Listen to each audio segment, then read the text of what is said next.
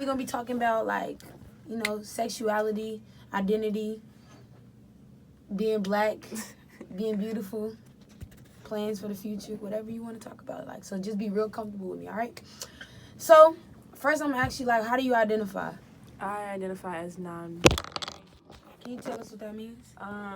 So there's binary, which is like a cis man, cis woman, and then there's the in between, and that's really where I exist.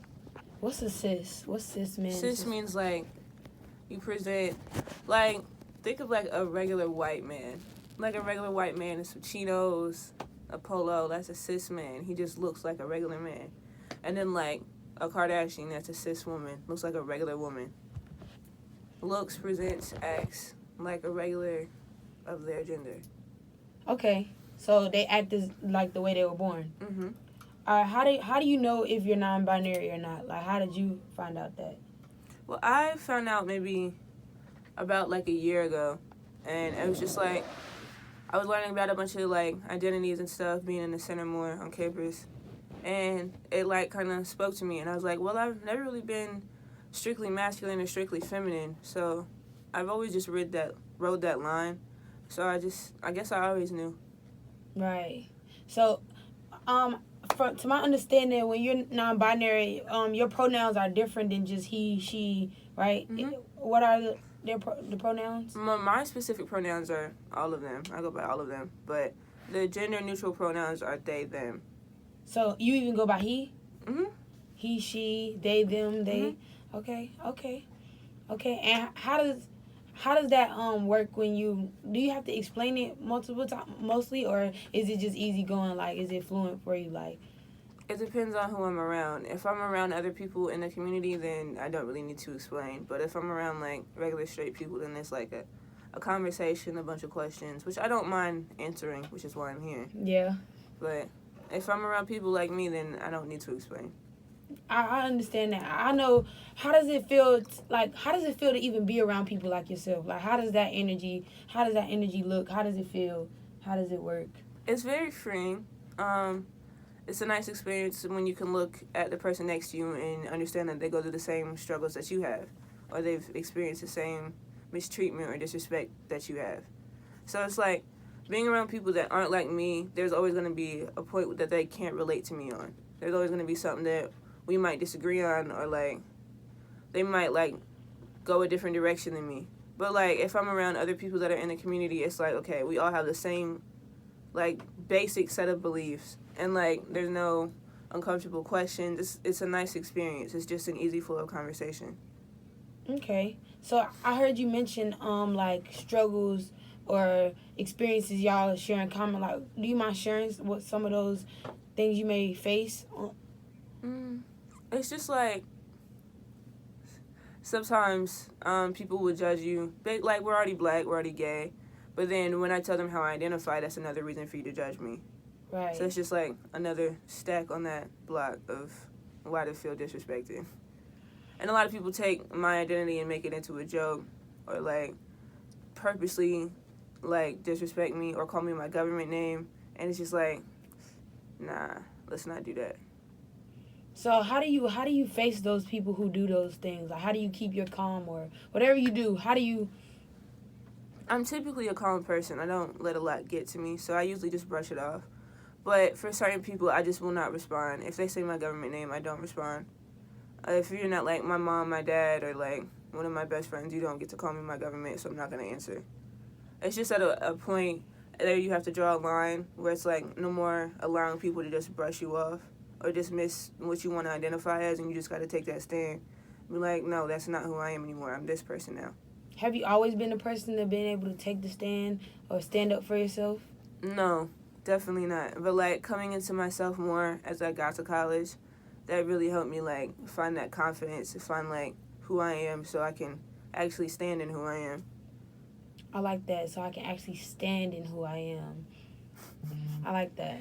It's like almost looking in the mirror at yourself and finally seeing you, right? Yeah. Right. Yeah. And who gonna tell you what you looking at in the mirror ain't who you are, right? Exactly. No one can do that. So how do you feel like sometimes stereotypes are placed onto gay people, like what a gay person should be or a gay woman should be? Yeah, because sometimes it depends. Like, what type of gay woman? Are we talking, like, feminine or masculine? What? I'm talking about under the whole spectrum. I realized after I said gay woman that it was a little bit constricting. But, like, just as far as everyone under the umbrella, like, how do you feel like stereotypes affect us and impact us? Well, I feel like one stereotype is, like, we're always trying to get at somebody. We're always trying to, like shoot our shot with somebody, always, like, even if they're straight, like, always, like, predatory, I guess. And then I feel like that's perpetrated a lot. Like, a lot of people assume that. How you feel about that, though? I don't want everybody. Yeah. I don't want you. Yeah. I used to feel like that, and because I can relate to you because me, myself, I'm queer. I'm under the umbrella. Mm-hmm. So I remember being in, like, high school or, like middle school and trying to get dressed in the locker room. Yeah. Girls just assume that I'm looking, but I'm just as uncomfortable as everyone else. I don't want to look at nobody no more than you. I want you looking at me. Right. But it was tough. I feel like that was a tough part in life where everybody was still trying to figure themselves out. I feel like more stereotypes would be, like, gay women as a whole are supposed to come off more, like, aggressive, more, like, harder, like, we don't have the same emotions everybody else has. Right. Yeah. Yeah, how you feel about, like, how do you react when people, because I remember you saying, like, about how people may joke about, like, I understand that, like, I really get where you're coming from. How do you let somebody know without being too aggressive, but yet being firm enough so they know you're serious about this, like, what they're doing is not right?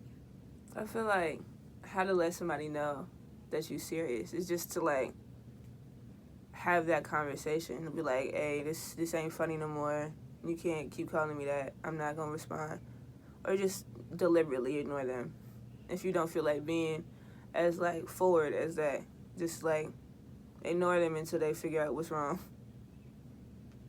All right. How do you feel like you're represented in society? Like, do you feel like there's any leaders out there who knows what you're going through too? And I feel like to a certain extent, everybody kind of, like, there's something that everybody can relate on. So I feel represented in everybody in a way. But, like, specific people like Ari Fitz that are, like, out there doing their thing, and Foxy, Jade that are out there doing their stuff, like, that are more feminine and also more masculine, that just ride that line. Those are, like, the only really people I can think of off top that would be representation for somebody like me. And you said Foxy. Foxy. Uh-huh. Or Jade. Her name is Jade, too. And what do these people do in the community? They both do YouTube. Ari Fitz is also a model. She produces films, does interviews. Just, like, she does everything. And do you feel inspired by these people? Definitely. Yeah. Like, what are some of their works, like, what are something that they've done specifically that's inspired you? Ari Fitz made a queer short film, which I really loved. I forgot the name of it. Mm-hmm. That sucks. But it was really good. And it was, like, a love story and, like, told through cell phones. It was really good. And it helped me, like, it reminds me of what I want to do. Like, she's queer. She's a director. I want to be queer. I'm already queer. I want to be a director. That's, like, it's just somebody that I can look up to and be like, that's going to be me. Okay, that's completely understandable. So how do you feel about, like, black directors, since I know you're talking about film? And, yeah, next month our topic is black film. Ooh. So, how do you feel about, like, people like Ava DuVernay and Spike Lee, Tyler Perry? How do you feel about those people? I feel like they're doing their thing, but there still needs to be more. What are you gonna add? The gay side. Right now, all you get is straight black people on TV. That's all you really getting. There's not a lot of gay black representation on TV, and that's what I want to do. I love that. So now that you saying that led to more conversation after the show that I can't really do on air, but I definitely want to speak to you on that. So how was growing up for you? Like growing up and being you. How was that? There's two halves of my childhood. There's the side of my dad and the side of my mom. My mom was always very accepting, very like, do what you want. As long as you're not out here killing nobody, it's fine. My dad was a very religious person, and we had our issues because of that, but we're okay now. Okay. Like, it was all around. I had a pretty good childhood. I wasn't like nothing bad happened to me. It was pretty good. Like, I grew up, I was a pretty free kid.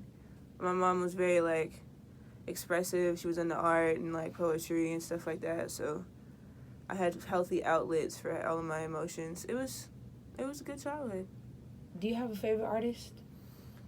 No, not like physical artwork. No. Do you paint? Are you an artist? I do paint. Yeah. How's that going for you? I'm on a bit of a hiatus. I'm doing jackets right now, so I'm working on my own jacket. And that's going pretty good. But like for like physical pieces on a canvas, I'm kind of stuck. Why is that? Do you think? I have no inspiration. Idea. I have no idea. Oh. Like I'm just like I have so many ideas. It just when it comes to actually putting them down, it gets too confusing. And if it doesn't come out exactly how I want it, then I get mad. Maybe the end result is how it's supposed to be. Yeah. You gotta see the silver lining. I see what you're saying. I want to see some work, see some peace. I like art. I'm a art fanatic. I like looking at stuff. I go to a lot of galleries and look at people. Telvin Wallace is gonna be on here next week. Shout out to Telvin Wallace. Ooh. Yeah, you know who that is? No idea. No idea. It's okay. He's dope. You should check him out though. You should check him out definitely. I went to his exhibit like maybe a few weeks ago. It really was. What kind of stuff does he do? Contemporary stuff, like it's like modern. It's not. He does like he got real. What's the name? You said coil on canvas. Oil on canvas. Oil on canvas, but no, I was saying like you know that guy that did the Campbell's chicken noodle soup. He got that kind of feel to him. Like he make me feel, I don't know, something like that. Like he got this piece like with Kanye West, Melly, and I don't know who the other artist was. I can't think of it off the top of my head, but I just really liked what he did with that. Like he did it with like screen printing, I guess. That's what it would be called. I don't really know. I'm not really a terminology kind of person. I know colors, I know faces, and I know what it makes me feel. And his artwork really touched me. And then he had certain pieces about like depression and love, and I felt those emotions in his painting, and I really enjoyed it. So shout out to Telvin Wallace. Yeah, he sounds tough. Yeah, and he just painted a piece for Dapper Dan. Oh snap! That's tough. Yeah. He goes here. Yes. Oh, that's tough. Yes. That's a big leg. He tough. He is. But I want to thank you for coming on the show. You've been a great guest, and I hope you come back again. Talk to me some more. Definitely. Thank you. Next up, we have her featuring YG Slide. And you're now tuned into the Society. If you don't know, you just tuned in. We got another guest coming up at 3. You know me. Don't freeze. Press play. That was tough as fuck.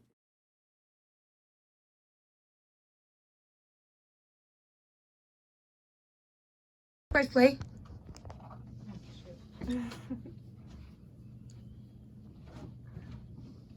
Oh, hell. It didn't fall. Oh.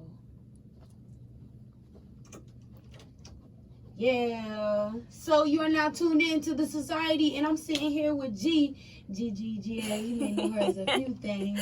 But, so anyway, you know, the topic of the day is being black and gay. Not necessarily you got to be the G in the LGBTQA spectrum.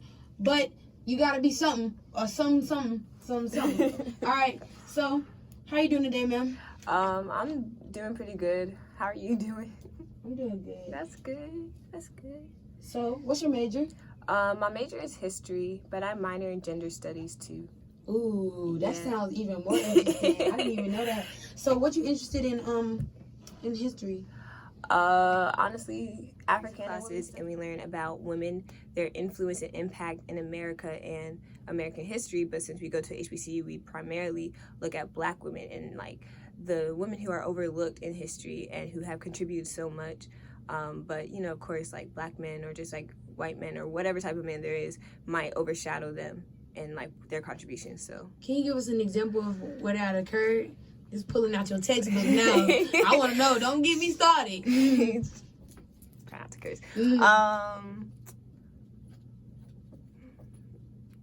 trying to think of a woman that's like overlooked. Well, I mean, one popular woman is like Ida B. Wells. People know her for like the anti-lynching campaign, but a lot of people also don't know that she was in like the women's movement, or like the 19th Amendment, women's rights to vote, and like pro-women's movement. But she was overlooked by like white women and overshadowed by white women. So it's like she worked alongside Susan B. Anthony, but Susan B. Anthony was like, well, we can't really help Black women because of how the social climate is. But Ida was like, that's dumb. Why am I helping you, but you're not helping me? Like, she contributed so much, and if it wasn't for her efforts, white women wouldn't be where they are today, or wouldn't have gotten as far as they did during that time. That's crazy. Yeah. That's crazy that we learned about Susan B. Anthony in school, but we don't learn about Ida B. Wells. Had to wait till you got to college to learn about her, huh? Yeah. That's honestly, crazy. I only knew about her for like writing in newspapers about lynching. I didn't know that she was like a part of like women's movements or anything like that. So what woman influences you the most? Or inspires you? Like in history or just like my everyday life, or it's up to you. This is corny, but I say my sister.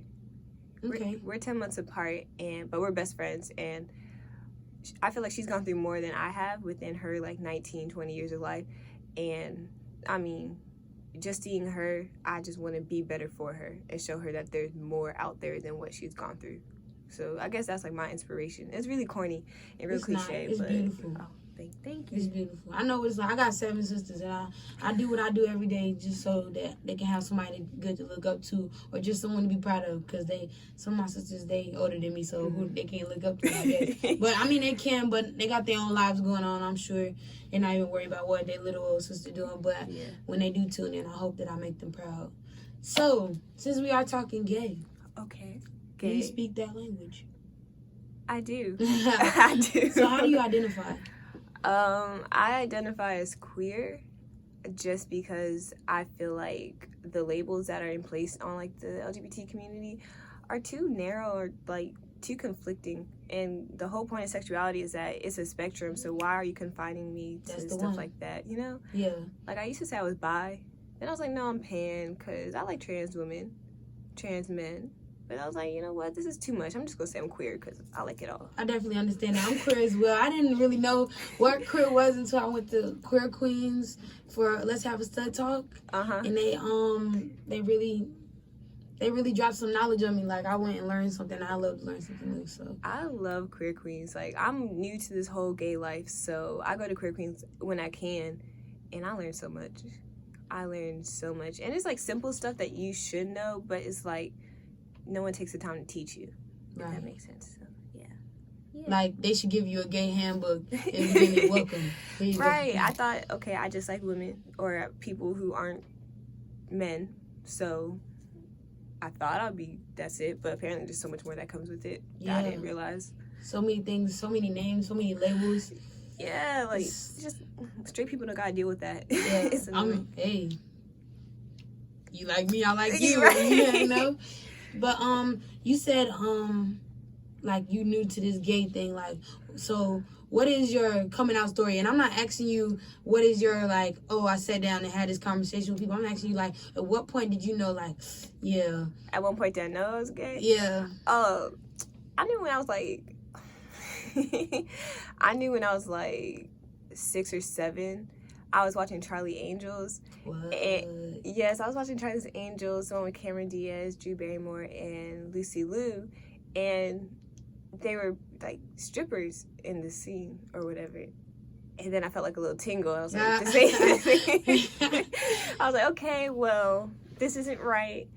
And then middle school, I started like experimenting. And I was like, yeah, I like girls. I still like boys, but I like girls too. And then I got to college, and I was like, oh, there's so much more than just girls and boys. So here I am. And how was that transition for you from learning about just you, as far as your knowledge is the boys and girls, to learning that it's a whole spectrum, like non-binary, binary, transgender? And how was that transition? How did that? It's kind of overwhelming. Sometimes, just because like I officially like came out to like my parents this past summer, so it was like, okay, I'm finally comfortable with myself to talk to my parents about it and let them know, like, yeah, I might bring a girl home one day. Just keep it that simple. And then I started hanging around more people because, like, my best friend from high school, she goes here and she's a lesbian. And so I started hanging around more at the center. And then, like, of course, I was learning all these new things. Like, I just figured out what non-binary was last semester. So it's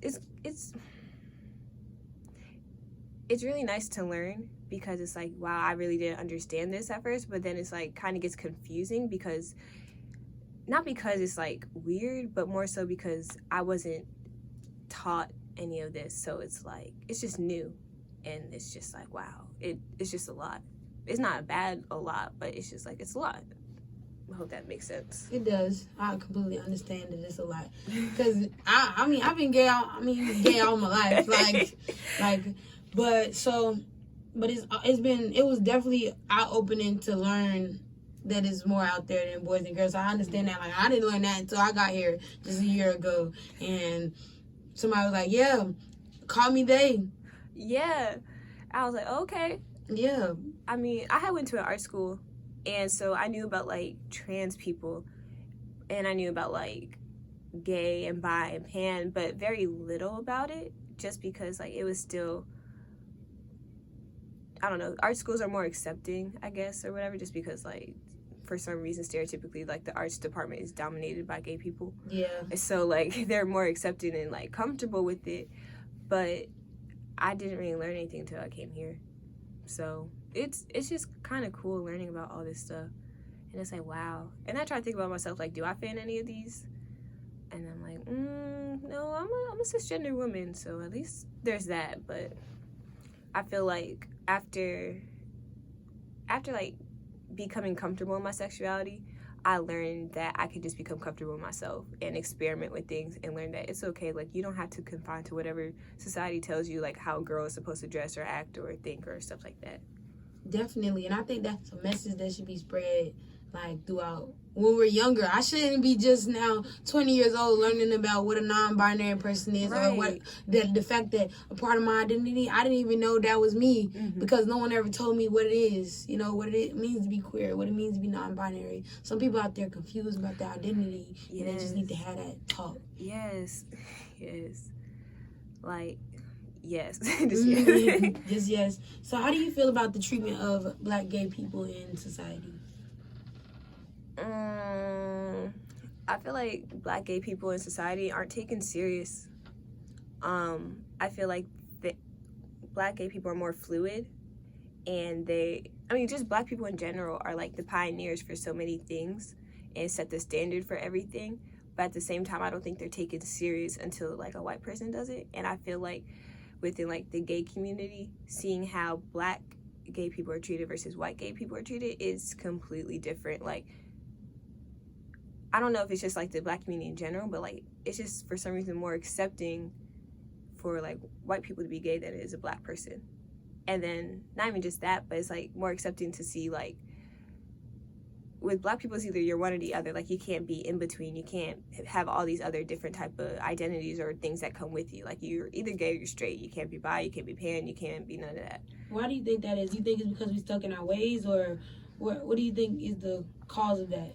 Honestly, I don't know, because, like, if you look at other cultures, history thing, if you look at other cultures, like within African communities and like voodoo communities and all, like even, I don't want to say Native American, but like just other communities, they have within their spirituality, they are more open to having like different sexualities.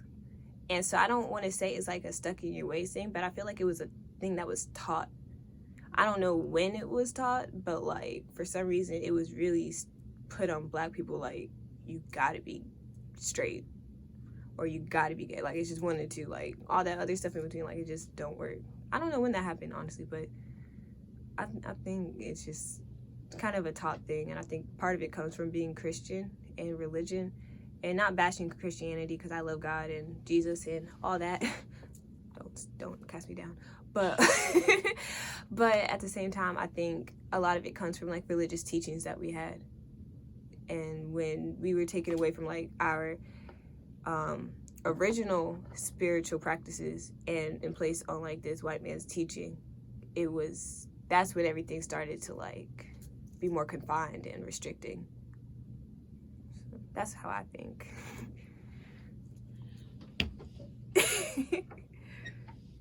What was I trying to say? Because I got lost in what you were saying.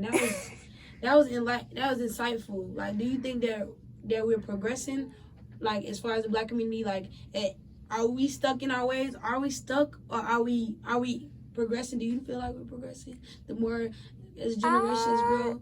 I think as generations grow, we're more progressive. Because I think of conversations that I had with my brothers.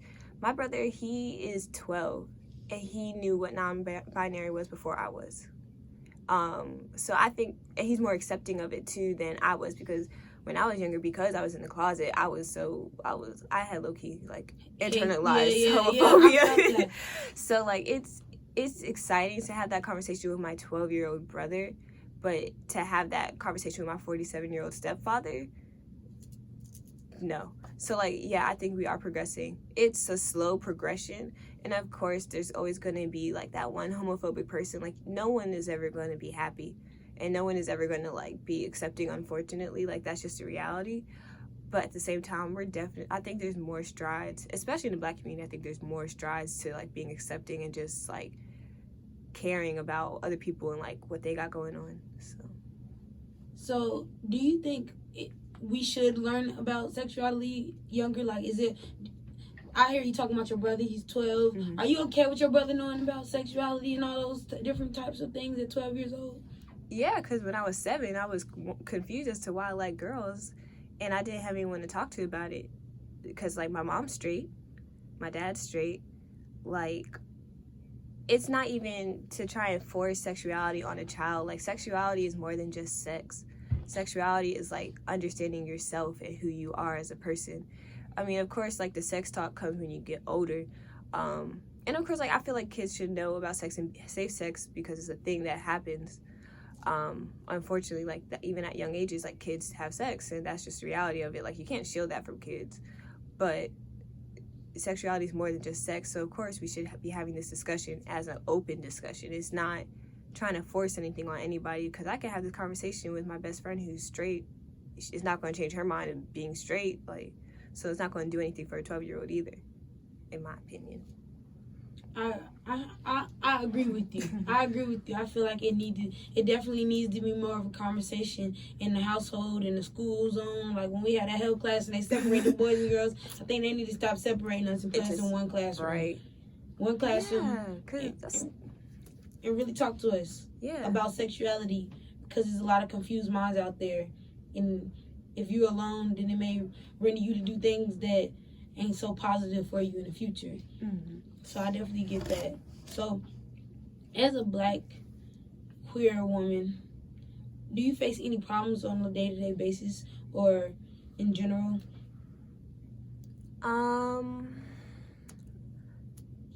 Of course, there's this like accepting of myself thing, just because like it's still new to me, and I'm still adjusting to the fact that like I am out.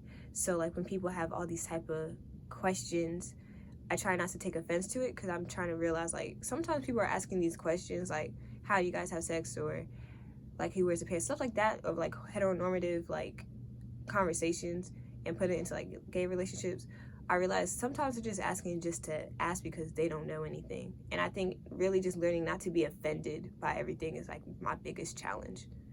And that's just like with life, because I get offended easily because I'm sensitive. But yeah, I think just like learning not to be offended by the questions that people ask and like the way that their mindset is, because people are taught to be ignorant. So like it's just your job. Unfortunately, like it's your job, but it's not your job to teach them to not be ignorant, you know? So yeah. Thank you for that. Mm-hmm. Well, that's all I have for you today. Okay. Thank you. I want you to come back anytime. You're welcome. I appreciate you coming. No problem. This is Gia. This is Society. You're not tuned in. Y'all say bye to her. Bye. Bye. All right. Remember, you are now repping with the Mighty Eagles of NCCU. This is Audio Net, but it's the Society Takeover. If you want to follow us on Instagram, it's the_S0CI3TY. You know me, I'm BISHOP, Busybody Bishop on the ones and twos. And this concludes our show today. Thank you guys for tuning in.